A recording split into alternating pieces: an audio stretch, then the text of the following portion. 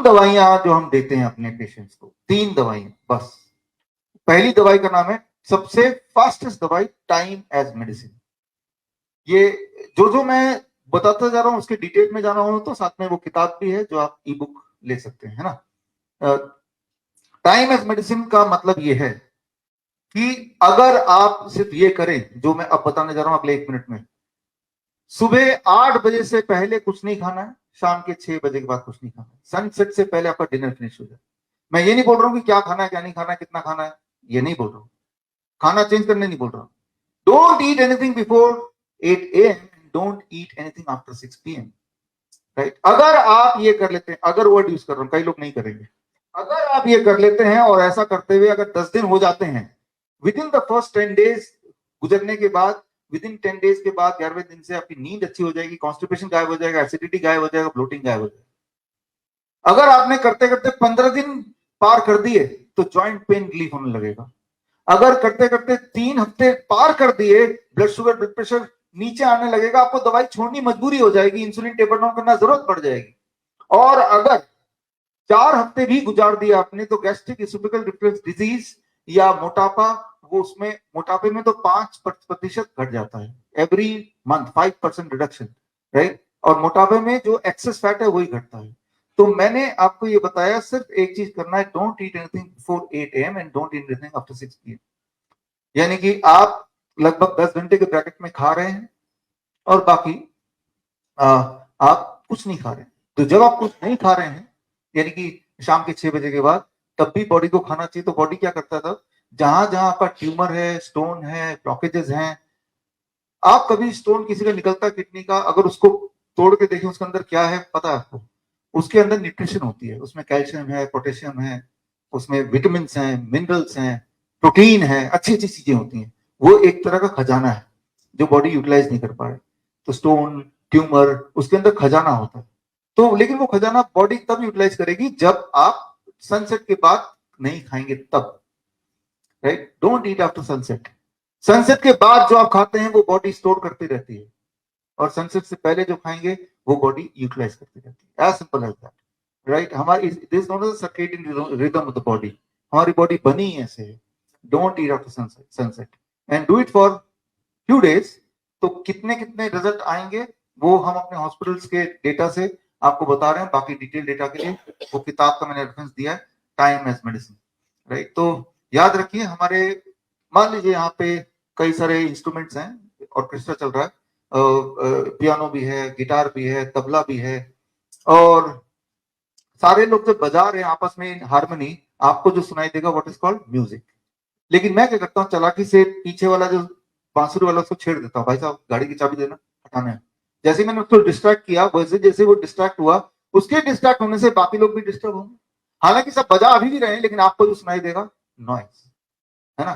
तब भी वो बजा रहे हैं, उतनी मेहनत कर रहे हैं, क्योंकि आपस में हारमोनी नहीं है। ठीक उसी प्रकार हमारे बॉडी में अलग अलग ऑर्गन्स हैं, उनके आपस में हारमोनी अगर होगी, आपकी लाइफ होगी म्यूजिक। हारमोनी बिगड़ेगी तो आपकी लाइफ होगी नॉइस। इसे कहते हैं circadian clock of the body, right. और इसको अभी 2 साल पहले नोबेल प्राइज भी मिला था इस वाले साइंस को। तो सर्केडियन क्लॉक को रीसेट कैसे करना है, उसका सबसे फास्टेस्ट तरीका है, don't eat anything before 8 AM and don't eat anything after 6 PM, right. ऐसे करने से बीमारियां धीरे धीरे चली जाएंगी। चली जाने के बाद 1 से 3 महीने लगेंगे, उसके बाद आप थोड़ी फ्लेक्सिबल हो सकते हैं। 8 AM to 8 PM, शाम के 8 बजे तक खाओ, लेकिन 12 घंटे आपने नहीं खाया, that is the time when body will work. तो रिमेंबर वन इंपॉर्टेंट थिंग, जब आप खाते हैं ऐसे टाइम पे जब सूर्यास्त हो चुका है, तो mostly that is not utilised, that is stored. जो चीज स्टोर हो गया वही आपको बीमार करेगा, है ना। तो वेरी सिंपल, इसमें टाइम इज मेडिसिन, राइट। कुछ करना ही नहीं है, यही करना है, कुछ करना नहीं 6 बजे के बाद, है ना। पानी पी सकते हैं कभी भी, कितना भी पानी, क्योंकि उसमें कार्बोहाइड्रेट वगैरह कुछ भी नहीं है, तो उसको वो it will not disturb your circadian clock. अब आते हैं दूसरी मेडिसिन जो हम देते हैं, that is called food as medicine. Food as medicine. आप में से कितने लोगों को यहाँ आने से पहले DIP डाइट का आइडिया था, पता था? कुछ लोग हैं, देयर आर फ्यू जो हाथ रेस कर रहे हैं। DIP डाइट पिछले 14 साल से मैं प्रमोट कर रहा हूँ, बता रहा हूँ। DIP डाइट पे जब हमारे पेशेंट जाते हैं, हमारे हॉस्पिटल्स के पेशेंट, हिम्स हॉस्पिटल में, हम ये चीज पर्टिकुलर करते हैं कि हमारा जो किचन है वो 6, 6:30 बजे बंद हो जाता है। हमें पता है कि पेशेंट किसी चीज का भी आया हो, हम जब उसको खाना देंगे ही नहीं, हमारे कंट्रोल में पेशेंट है, तो 1 दिन 2 दिन 3 दिन में उसको ठीक होना ही होना है। साथ में मैं ये भी बोल रहा हूँ, उसके लिए उस डिसिप्लिन को मेंटेन आप घर पे भी कर सकते हैं, नॉट नेसेसरी हॉस्पिटल में आके करना। हाँ, जिनके पास पैसे हैं वो हॉस्पिटल में आ सकते हैं।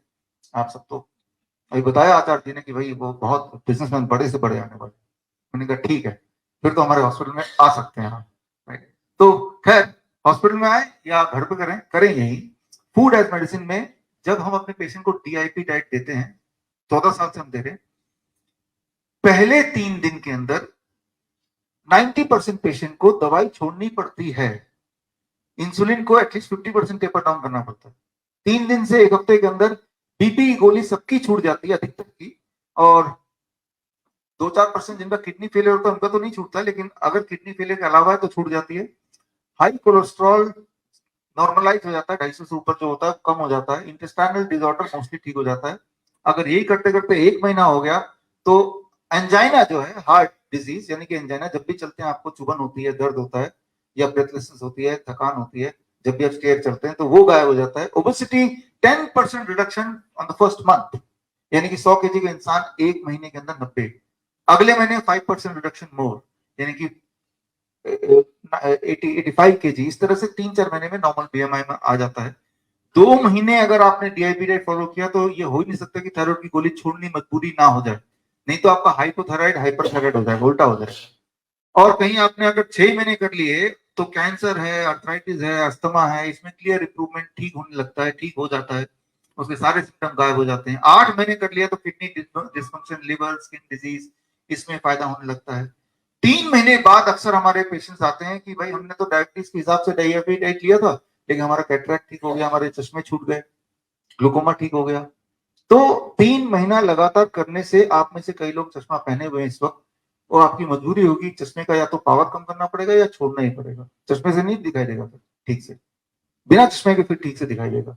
3 महीना, राइट। तो 9 महीने से 1 साल के अंदर जो हार्ट वॉल्व जेनेटिक डिफेक्ट्स हैं उसमें क्लियर कट इंप्रूवमेंट दिखता है, और उसके भी रिसर्च पेपर्स मैं आपको शेयर करूंगा जो हमारे पेशेंट के छपे हैं जर्नल्स में, राइट। तो ये DIP डाइट क्या है ये आप समझ लीजिए। ये वीडियो का लिंक भी हम आपको दे देंगे ताकि यही वाला पूरी रिकॉर्डिंग पर और देख सके आप।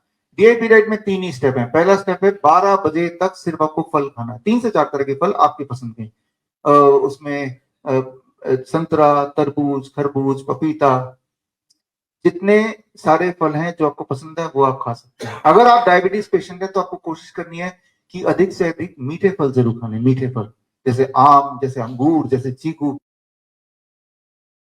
उतनी जल्दी डायबिटीज ठीक हो जाएगी। सोचिए, आप सोच रहे होंगे कि ये तो भाई कुछ उल्टा ही सुनाई दिया।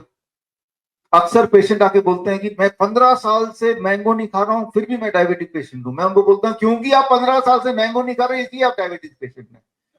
जो चीज आपको ठीक कर सकती है वही चीज को दुश्मन बना के वही चीज को बना दिया, ये आपको छोड़ना है। याद रखिए, याद है ना जब मैंने शुरू किया था टाइमिंग वाली बात मैं कर रहा था, टाइमिंग वाली बात याद रखिए कि डायबिटीज भी लेक्चर की तरह है। लेक्चर शुरू हुआ लेट, मैं पहुंचा पहले, आप पहुंचे लेट, है ना। तो वही फूड पहले पहुंच गया और इंसुलिन बाद में आ रही है, that makes you diabetic patient. Food और इंसुलिन साथ साथ जाएगा तो डायबिटिक होंगे नहीं। मीठे से फर्क नहीं पड़ रहा, दोनों साथ साथ कैसे जाएंगे। अब मान लो जब मैंगो खाएंगे आप, तो मैंगो के अंदर जो लाइव एंजाइम्स है वो सीधे ट्रिगर करता है पेनक्रियास को कि भाई हम आ रहे हैं, आपस में कोऑर्डिनेशन चलता है। जब तक मैंगो का शुगर ब्लड में पहुंचेगा तब तक इंसुलिन बन के साथ साथ पहुंच जाएगा उसी वक्त, पहले दिन से ही, क्योंकि मैंने तो 3 दिन बोला ना। DIP डाइट पहले दिन से, पहली बार से ही, फर्स्ट टाइम से ही। आप कभी हमारे हॉस्पिटल विजिट करने आइए और सुबह का नाश्ता देखिए, ये फल भरा भरा रहता है, मीठे से मीठे फल, खट्टे से खट्टा फल, जैसा फल जितना चाहे पेट भर के खाते हैं। डायबिटीज पेशेंट, इंसुलिन डिपेंडेंट, वो तो हैरान भी होते हैं लेकिन दे हैव फेथ इन अस, तो खा लेते हैं और फिर देखते हैं कि ग्लूकोमीटर में ब्लड शुगर नॉर्मल क्यों आ रहा है जबकि इंसुलिन तो ली नहीं। उन्हें एक बार को शक होता है शायद ग्लूकोमीटर खराब आ रहा है, क्योंकि ये आदत नहीं है कि भाई इतने सारे फ्रूट्स तो कभी खा के देखे नहीं क्या होता है। और वो with in the first day कई लोगों की हमारी दवाई छूट जाती है, सेकंड डे बाकी लोगों की छूट जाती है, कुछ रह जाते हैं तो थर्ड डे छूट जाती है, तो कुछ लोगों को 15 दिन भी लग सकते हैं। चलो मानो 15 दिन लग गए, तो 3 से 4 तरह के फल आपको लेना है और कितना खाना है according to your body weight. मेरा बॉडी वेट 70 kg है, इंटू 10 कर देंगे तो that become 700, make it gram. 700 gram कम से कम मुझे खाना है मेरे लिए। इससे अधिक खाएंगे तो और अच्छा है, 1400 ग्राम खाएंगे तो और अच्छा है, 2 किलो खाएंगे तो। अपर लिमिट नहीं है, लोअर लिमिट एक फिगर है। 600 ग्राम में पेट भर गया कोई बात नहीं, यही रुक सकते हैं, लेकिन कुछ और नहीं खाना। जब भी खाना है 12 बजे से पहले तो फल खाना। स्टेप 1। स्टेप 2, जब भी कभी आप लंच और डिनर में बैठेंगे 2 प्लेट लेके बैठेंगे। प्लेट 2 वही है जो आपका प्लेट अभी है, रोटी सब्जी दाल चावल any vegetarian thing, idli dosa उल्टा सीधा सब कुछ प्लेट 2 में रख दो आप। प्लेट 1 में 3 से 4 तरह के वेजिटेबल्स जो कच्चा खाया जा सकता है, टमाटर खीरा मूली गाजर ककड़ी मटर सलाद पत्ता लाल पीली हरी शिमला मिर्च प्याज वगैरह। कुछ चीजों को स्टीम कर सकते हैं, ब्रोकली इस तरह की चीज गोभी वगैरह। और 3 से 4 तरह के वेजिटेबल ले लें मोस्टली रॉ। और कितना खाना है, बॉडी वेट, मेरा body weight 70 kg into 5 that become 350 ग्राम। 350 ग्राम से पहले अगर कम खाएंगे तो दैट इज अ फूड, और अगर अपने कैलकुलेशन 350 ग्राम है उससे ज्यादा खाएंगे दैट बिकम्स अ मेडिसिन। जब इतना खाएंगे तो और 2-3 दिन ऐसा करेंगे तो आपकी मेटाबॉलिज्म रेट बढ़ जाएगी, आपकी भूख बढ़ जाएगी, आपकी एपिटाइट बढ़ जाएगा, आपकी ईटिंग क्वांटिटी बढ़ेगी, आपका ब्लड शुगर नॉर्मल नीचे आएगा, ब्लड प्रेशर नीचे आएगा। आप देखेंगे कि जो सिम्टम्स थे वो गायब होने लगेंगे। जब प्लेट 1 आपने फिनिश कर लिया, अब प्लेट 2 में जो नॉर्मल खाते हैं वो भी खाइए, कुछ रिस्ट्रिक्ट नहीं किया मैंने, एक प्लेट ऐड किया। अगर आपको जरा भी ये लग रहा है कि भाई पहले इतना खा लेंगे तो पेट भर जाएगा, पहले दिन ऐसा लगेगा, दूसरे तीसरे दिन आप देखेंगे कि आपकी भूख बढ़ेगी, आप दोनों प्लेट खा पाएंगे, बड़े मजे से खा पाएंगे। 350 ना सही, 300 ना सही, 250 उससे नीचे नहीं। मतलब ये कि थोड़ी बहुत फ्लेक्सिबिलिटी यहाँ पे भी है, लेकिन इस तरह से इस पैटर्न में खाना, साथ साथ नहीं खाने बोल रहा हूँ, पहले खाना है सलाद। हम क्या करते हैं, 6 लोगों की फैमिली बैठ जाती है, बीच में सलाद का एक डोंगा होता है, हाँ, तो जिसमें खीरे टमाटर पड़े रहते हैं, 2-4 टुकड़े खा भी लेते हैं या नहीं भी खाते हैं, वो वहीं छूट जाता है, लेकिन दिमाग में लगता है कि हमने तो सलाद खाते हैं। वैसे नहीं खाना है, पहले सलाद खा के फिनिश करना है 350 ग्राम। उसके बाद आप रोटी सब्जी दाल चावल जो भी आपका है वो खाइए, पेट भर के खाइए। कम खा के ठीक नहीं होना, ज्यादा खा के ठीक होना है।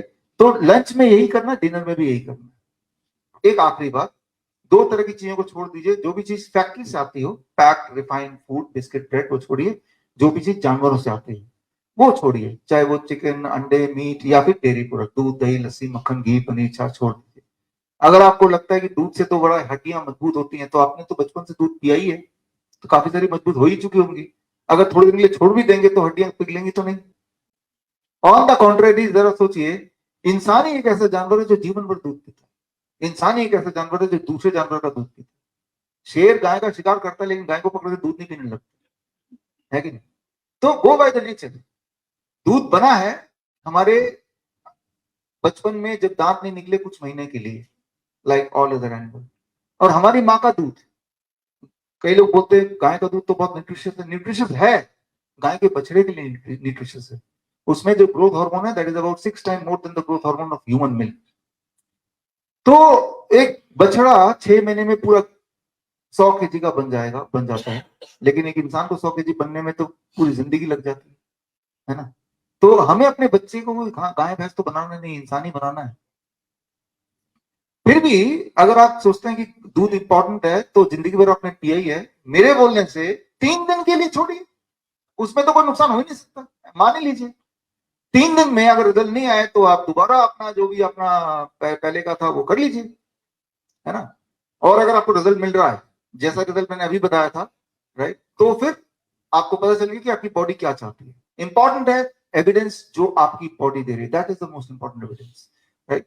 तो स्प्राउट्स हैं नट्स हैं मुट्ठी भर खाइए, जब मन चाहे तब खाइए, 6 बजे के बाद नहीं खाना। फ्रूट्स 12 बजे के बाद भी खा सकते हैं, 6 बजे के बाद नहीं खाना है। तो मतलब ये कि ये सारे फ्लेक्सिबल फूड है। धूप में बैठिए 40 मिनट, 40 नहीं बैठ सकते तो 20 मिनट, 20 नहीं बैठ सकते तो 10 मिनट, थोड़ा बहुत तो धूप दिखाइए। जिस तरह से जब आप सांसें लेते हैं तो 99% ब्रीदिंग यहां से होती है और 1% ब्रीदिंग स्किन से होती है, ठीक उसी तरह से जो आपकी बॉडी की न्यूट्रिशन होती है वो मुंह से खाता ही है, स्किन के लिए the nutrition is the sunlight, right. तो इसीलिए थोड़ा बहुत sunlight exposure is very very important, ताकि जो आप खाएं वो बॉडी में डाइजेस्ट हो। बाकी एनिमल क्या करते हैं, खाना नॉर्मल खाते हैं फिर अपनी बॉडी को गर्म करते हैं, अब खाने को गर्म करते हैं फिर खुद एसी में घुस जाते हैं, उल्टा करते हैं, है ना। तो खैर ये है दूसरी मेडिसिन जो हम सभी को देते हैं, हर इंसान को। हमारे हॉस्पिटल जब भी कोई पेशेंट आए, रिस्पेक्टिव की वो कौन सी बीमारी से आया, ये दो तो कंफर्म, क्योंकि पता है कि इन दोनों का रिजल्ट तो आना ही है। एक तीसरी मेडिसिन और देखते हैं जो जिसे हम बोल सकते हैं 0 वोल्ट एज मेडिसिन। 0 वोल्ट, याद रखिए जब भी आपकी वोल्टेज शून्य होती है उस वक्त आपकी इम्यूनिटी पीक पे होती है। Simple experiment. शून्य पे, यहाँ पे अगर इलेक्ट्रिकल इंजीनियर है, कोई इलेक्ट्रिकल टेक्नीशियन, इलेक्ट्रिकल या कोई भी इंजीनियर सर यहाँ बैठे, राइट, तो आप ज्यादा रिलेट कर पाएंगे कि आपकी जो वोल्टेज है वो शून्य कब होती है। फॉर एग्जाम्पल यहाँ पे देखिए जितने भी इलेक्ट्रिकल इक्विपमेंट आपके घर में भी जो है 3 पिन प्लग में लगाते हैं, उसमें तीसरा पिन होता है अर्थिंग वाला पिन। तो अर्थिंग वाले पिन में अगर ना भी लगाए तब भी इलेक्ट्रिकल इंस्ट्रूमेंट तो चलेंगे ही, फिर भी क्यों लगाया? अर्थिंग को, ग्राउंडिंग को लगाने के लिए बिल्डिंग में खर्चा भी बहुत किया, और 3 प्लग हर जगह है, इंस्ट्रूमेंट में भी है और आपके सॉकेट में भी है, क्योंकि उससे कई सारे कारण है। उनमें से एक बड़ा कारण है कि उस इक्विपमेंट का, चाहे वो लैपटॉप हो चाहे एसी हो, उसकी आयु बढ़ जाती है। It will have a longer life, right. तो क्योंकि वो इलेक्ट्रिकल इक्विपमेंट के लिए अर्थ से जुड़ा होना जरूरी है, इसीलिए आपने देखा अपने घर में, सबके घर में 3 पिन प्लग है, तीसरा एक सॉकेट है जो अर्थ का है, जहां पे अर्थ से कनेक्टेड डायरेक्ट है ना। तो आपकी जो बॉडी, हमारी बॉडी भी एक इलेक्ट्रिकल इंस्ट्रूमेंट ही है। एक डॉक्टर जब टेलीस्कोप से चेक करता है आपका हार्ट बीट, तो इलेक्ट्रिकल सिग्नल को चेक कर रहा है। जब बोल रहे हैं ईसीजी कराओ, इलेक्ट्रोकार्डियोग्राम, तो इलेक्ट्रिकल सिग्नल, राइट। अगर कोई किसी को हार्ट अटैक आता है तो हो सकता है वो मरे ना मरे, किसी को कार्डियक अरेस्ट आ जाएगा। Heart attack is a mechanical failure, cardiac arrest is electrical failure, दोनों एक नहीं है। इलेक्ट्रिकल फेलियर होगा तो कुछ सेकंड के अंदर ही मर जाएगा, that is called cardiac arrest. Mechanical failure है, इसे कहते हैं हार्ट अटैक, तो वो बच भी सकता है, मर भी सकता है। तो आप समझिए कि इलेक्ट्रिकल फेलियर बॉडी की होगी तो मरना तय है, that is called cardiac arrest. आप देखेंगे अक्सर डॉक्टर्स भी कार्डियक अरेस्ट, हार्ट अटैक को एक दूसरे से मिला के बोलते हैं, but cardiac arrest means electrical failure. तो यानी कि हमारी इलेक्ट्रिकल जो सिस्टम है वो फेल होगा तो हम इमीडिएट मर जाएंगे, that is called cardiac arrest. तो इलेक्ट्रिकल सिस्टम है, इसका मतलब हम इलेक्ट्रिकल इक्विपमेंट है। अगर हम इलेक्ट्रिकल इक्विपमेंट हैं तो हमें भी अर्थ से जुड़ना चाहिए, जुड़ना होगा। दुनिया में इंसान ही एक ऐसा जानवर है जो धरती से कनेक्टेड नहीं है इस वक्त, ना तो मैं ना आप। बाकी जानवर चप्पल तो पहनते नहीं है और हमेशा धरती के ऊपर ही रहते हैं। एक चिड़िया पेड़ पे बैठती है और पेड़ धरती से जुड़ा हुआ है। तो सारे लोग इलेक्ट्रिकली कनेक्टेड हैं धरती से, अर्थिंग से। अर्थिंग से जब कनेक्ट होते हैं तो क्या होता है, बहुत ही इंपॉर्टेंट बात है ये, जब आप धरती से कनेक्ट होंगे तो with in the first 10 second, पहले 10 सेकेंड के अंदर आपकी वोल्टेज शून्य हो जाएगी। कैसे वोल्टेज शून्य हो जाएगी इसको आप जरा समझने की कोशिश कीजिए। एक छोटा सा एक्सपेरिमेंट करके आपको दिखाता हूं। 3-4 बोतल है खोल के। अब देखिए, इसको समझाने के लिए, जब आप अभी यहां से बाहर निकलेंगे तो जहां कंक्रीट वहां नहीं, जहां पे धरती है, जहां पे धरती है वहां पे जूते उतार के जैसे आप पैर रखेंगे तो क्या क्या होगा, उसको समझाने के लिए ले और रिजल्ट डालो। अब देखिए दोनों के बीच में पाइप है तो एक से दूसरे में जा रहा है ऑर्बिटल। आपसे पूछता हूं ये कब से कब तक ये एक से दूसरे में जाएगा और कब बंद होगा जाना, किस कंडीशन में, राइट। तो कब, जब वो उसी कंडीशन में, ठीक छोड़, उसी कंडीशन में पानी एक से दूसरे में जाना बंद हो जाएगा जब दोनों का लेवल बराबर आ जाएगा, है ना, राइट। नहीं तो ये जाता ही रहेगा, पानी वहां से आता ही रहेगा। ये आपको पता है, लेवल बराबर होगा। तो अभी अगर आपका वोल्ट मीटर से जो एक इलेक्ट्रिशियन के पास होता है, मेरे पास भी गाड़ी में पड़ा है, तो अगर आप वोल्ट मीटर से आपकी मेरी वोल्टेज अभी चेक करेंगे जबकि हम धरती से कनेक्टेड नहीं है, तो हमारी वोल्टेज 0.2485 कुछ ना कुछ आएगी, राइट। धरती की वोल्टेज कितनी होती है, 0 होती है, शून्य होती है। तो धरती से जैसे ही हम कांटेक्ट में जाते हैं तो धरती से इलेक्ट्रॉन आने लगता है बॉडी में, और हमारा वोल्टेज और धरती का वोल्टेज तब तक आने लगता है जब तक कि दोनों का वोल्टेज एक लेवल पे ना हो जाए। एक लेवल पे लाने के लिए कितना टाइम चाहिए धरती को, 10 सेकेंड। तो जैसे ही आप धरती पे पैर रखते हैं, with in the first 10 second आपका वोल्टेज एंड धरती का वोल्टेज सेम हो जाता है, दैट इज 0 वोल्ट, एक लेवल पे आ जाता है। वो तभी आता है कि जब आपके बॉडी में एनफ इलेक्ट्रॉन धरती भेज दे। और जब आपका वोल्टेज हाई 0 वोल्ट हो जाता है, उसके बाद अगर फिर भी खड़े रहते हैं 20 मिनट तक, तो आपका मूड, आपका स्ट्रेस, नेगेटिव थॉट वो कम होने लगता है। और अगर कहीं आपने 30 मिनट से लेकर 45 मिनट तक खड़े रहे तो आपकी हार्ट की जो पैल्पिटेशन जब होती है, अगर उनको खड़ा कर दें, पैर बिठा दें, धरती को कनेक्ट कर दें, तो उनकी पैल्पिटेशन नॉर्मलाइज होने लगती है। अगर 1 घंटा से अधिक अगर धरती से कनेक्ट में रहते हैं तो पेन, बॉडी का किसी भी तरह का पेन वो रिड्यूस होने लगता है, क्योंकि जब भी कभी पेन होगा तो उसके कारण है इन्फ्लेमेशन, और इन्फ्लेमेशन के पीछे एक मेजर कारण है डेफिशिएंसी ऑफ इलेक्ट्रॉन। तो इलेक्ट्रॉन दे दो, पेन गायब कर दो। इलेक्ट्रॉन का पूरे दुनिया में है, दैट इज अर्थ। तो अर्थ से इलेक्ट्रॉन आपने लिया, 1 घंटे में इलेक्ट्रॉन आ गया, जहां पेन है वहां इन्फ्लेमेशन कम हुआ, आपका पेन कम हुआ। 1 घंटा तो पेन किलर की तरह काम कर सकता है। 1 से 2 घंटे अगर आप रोज धरती से जुड़े रहेंगे किसी भी तरह से, उस रात की नींद आपकी अच्छी हो जाएगी। कहीं ओवरनाइट कोई धरती से जुड़ा रहता है, जैसे हम अपने हॉस्पिटल में करते हैं, तो उनका वुंड हीलिंग में काम करता है। गैंग्रीन के पेशेंट्स के लिए हम करते हैं, रात भर उनको धरती से कनेक्ट रखते हैं, या स्टिफनेस, पार्किंसन, उसमें आराम मिलने लगता है। तो बीपी नीचे आने लगता है। 7 दिन तक करेंगे, रोज अगर 7-8 घंटे करेंगे तो ब्लड शुगर, ब्लड प्रेशर, ये नॉर्मलाइज क्लियरली होने लगता है, सिर्फ एक चेंज से, कनेक्टिंग विद द अर्थ। और जो हमारे थैलेसीमिया के पेशेंट्स हैं पूरे देश में, जिनको हर महीने ब्लड चढ़ाना होता है, नहीं तो वो मर जाएंगे, उनको हम बोलते हैं कि 5 से 8 घंटे रोज धरती के टच में रहो, और उनके बॉडी हीमोग्लोबिन बनाने लगती है, और उनका अगला ट्रांसफ्यूजन डेट उनको स्किप करना पड़ता है, because now they are having near normal haemoglobin level. तो अब इसको हमें समझना होगा कि यानी कि हमें 8-10 घंटे जाके ग्राउंड में बैठना पड़ेगा, ये कैसे हो सकता है? हमें तो काम भी करना। तो उसके लिए क्या करना है वो मैं आपको समझाना चाहता हूं। ये जैसे हमारे इलेक्ट्रिकल इंजीनियर करते हैं आपकी बिल्डिंग में, वैसे ही करना है। आप हमारे हॉस्पिटल आइए, हम वहां पे आप देखेंगे हर बेड के साथ हमने ये कॉपर कॉर्ड है, ये आप दुकान से कहीं से बनवा सकते हैं अपने लिए। ये एक कॉपर का ये रॉड है, इसको खिड़की से बाहर ले जाके, बाहर जहां जमीन है वहां काट दिया, राइट। किसी मटके में नहीं, सीधे जमीन में गाड़ दिया जहां मिट्टी है, और थोड़ा पानी भी डाल दिया। अब ये जमीन में गड़ा हुआ है, मान लेते हैं ये जमीन में गड़ा हुआ है। अब जब मैं इसके दूसरे छोर को छूऊंगा तो इट इज इक्वलेंट टू कि मैं धरती को डायरेक्टली टच कर रहा हूं, बिकॉज इट इज कंडक्टिव, है ना। तो अब छूने के बाद कोई वोल्टमीटर से मेरा वोल्टेज चेक करेगा तो भी 0 आ जाएगा। तो ये पता है कि इस मॉडर्न दुनिया में अगर मैं बोलूं कि 8 घंटे 10 घंटे आप धरती कॉन्टेक्ट में रहें तो वो पॉसिबल नहीं है। लेकिन हमने क्या किया अपने हॉस्पिटल में कि इस तरह के हर खिड़की से ये निकाला हुआ है, राइट, गड़ा हुआ है, और ये पेशेंट तक पहुंचाया। और ये पेशेंट इसको पकड़ के तो रहेगा नहीं, राइट, या कभी कभी तो हम बांध सकते हैं हाथ में, लेकिन वो भी डिस्कम्फर्ट होगा। तो हमने पेशेंट्स के लिए इस तरह का एक 0 वोल्ट बेडशीट बोलते हैं हम, ऐसा एक बेडशीट मैंने बनाया, आपको हर बेड में मिलेगा। This is 0 volt bedsheet. इसमें आप देख रहे हैं धारियां दिख रही हैं, ये कॉपर वायर है।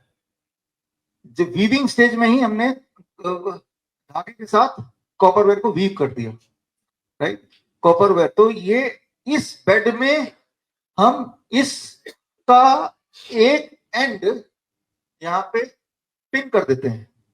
अब जब वो पेशेंट बेड में लेटा है तो वो कंडक्टिव है ये बेड, और ये तार बाहर जा रहा है, तो रात भर तो वो बेड में लेटेगा ही ना, चाहे कोई भी पेशेंट हो।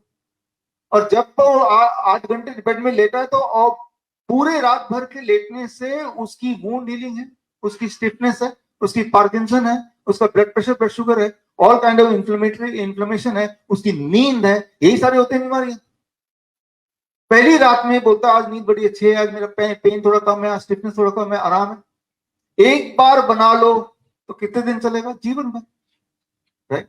सो ये एक मेडिसिन है जो या तो जानवरों के पास है, या जो बहुत गरीब भिखारी चप्पल तो पहनते नहीं है, बाहर ही रहते हैं, वो भयंकर रूप से बीमार नहीं पड़ते, बिकॉज धरती उनके पास है। जरा सोचिए, एक छोटा बच्चा जब वो रोता है, बहुत रोता है, सब लोग उसको मनाने पे लगे, मान ही नहीं रहा, लेकिन जैसे ही वो माँ की गोद में जाता है ऐसा लगता है दुख दर्द एक ही सेकंड में गायब हो गया, माँ ने कुछ किया भी नहीं।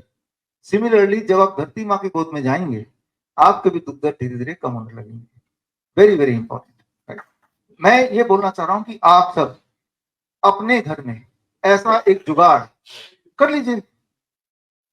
तो ये बड़ा सिंपल है, एक बार हॉस्पिटल आकर देख सकते हैं, या फिर उससे अच्छा एक बार के लिए, अगली बार जब भी आपको गुस्सा आए या आपको स्ट्रेसफुल लगे, 20-25 मिनट के लिए धरती से कनेक्ट हो जाए उसी वक्त, और अगर आपको फर्क लगे तो आपको एक क्लियर आइडिया लगेगा कि हाँ इट वर्क्स, है ना। और उसको समझने के लिए ये किताब है, ये किताब Cure@0 volt, पूरा साइंस दिया हुआ है, हमारे पेपर सब इसमें दिए हुए हैं। ये किताब भी आप डाउनलोड करके पढ़ ही सकते हैं। जो लोग बाहर जाते हैं यूएस कनाडा वगैरह, अगली बार जब जाएंगे तो जाते ही जेटलैग हो जाता है आपको, है ना। जेटलैग से अगर बचना हो, किसी भी देश में जाएं, एयरपोर्ट से बाहर निकलते अपना जूता उतारिए और जो भी नियरेस्ट धरती मिलती है वो धरती पे पैर रखिए आधे घंटे के लिए। आपका जो सर्केडियन क्लॉक है वहां के टाइम के हिसाब से रीसेट हो जाएगा, और फ्रॉम द सेम नाइट आपको नींद आएगी, जो कि नॉर्मली कई रात तक आप जगते हैं और दिन में सोते हैं, बिकॉज जब यहाँ पे दिन होता है तब वहां पे रात होता है ना। तो जरा सोचिए, जेट लैग जो कि बहुत परेशान करता है, इंसान को बीमार कर देता है, वो धरती से जुड़ते ही वहां के जियोमैग्नेटिक फील्ड से आप कनेक्ट हो जाते हैं। आपके हार्मोनल जो साइकिल है वो वहां के हिसाब से रीसेट हो जाता है। जैसे मेलेटोनिन मेरा आपका आज रात को 10 बजे प्रोड्यूस होगा, क्योंकि लगभग उसी टाइम पे हम लोग सोते हैं, लेकिन वहां के टाइम के हिसाब से जाएंगे तो मेलेटोनिन वहां पे दिन में प्रोड्यूस होगा, बिकॉज यहाँ तब दिन होता है। इसलिए जब आप यहाँ से किसी भी और देश में जाते हैं जहां पे उल्टा टाइम जोन है, तो आपका सर्केडियन क्लॉक तो इंडिया के हिसाब से सेट है, तो वहां जाके नींद नहीं आएगी, वहां जाके स्ट्रेसफुल लगेगा, वहां जाके थकान हो जाएगी कई कई दिन तक, फिर बॉडी धीरे धीरे अडेप्ट करता है। लेकिन वही वाला काम आधे घंटे में हो सकता है अगर आप जाते ही जूते उतारे और धरती से कनेक्ट हो जाएं आधे घंटे के लिए बस। आपका बॉडी रीसेट कर देगा जियो मैग्नेट। जैसे आप मोबाइल है, फ्लाइट मोड पे कर दीजिए यहां से, वहां लैंड करेंगे यूएस में तो टाइम कहां का दिखाएगा, इंडिया का दिखाएगा। अगर आप चाहते हैं वहां का टाइम दिखाए तो क्या करना पड़ेगा, वहां के नेटवर्क से जोड़ना पड़ेगा। सिमिलरली वहां के नेटवर्क से जियो मैग्नेटिक फील्ड से अपने आप को जोड़ना पड़ेगा, जैसे वहां के इक्विपमेंट्स जुड़े हुए हैं। So that is called zero volt therapy. और ये एक ऐसी दवा है जिसके बिना आप पूरी तरह ठीक हो नहीं सकते, और ऐसी दवा है जो कहीं से खरीद नहीं सकते, जो हर एक के लिए अवेलेबल है, फ्रीली अवेलेबल है। जितना इंसान ने अपने आप को धरती से डिसोसिएट करता चला गया, दूर करता चला गया, उतना इंसान बीमार पड़ता चला गया। अगर इस धरती पे ज्यादा दिन जिंदा रहना है तो धरती से जुड़ के रहिए। So that is the key, the third medicine.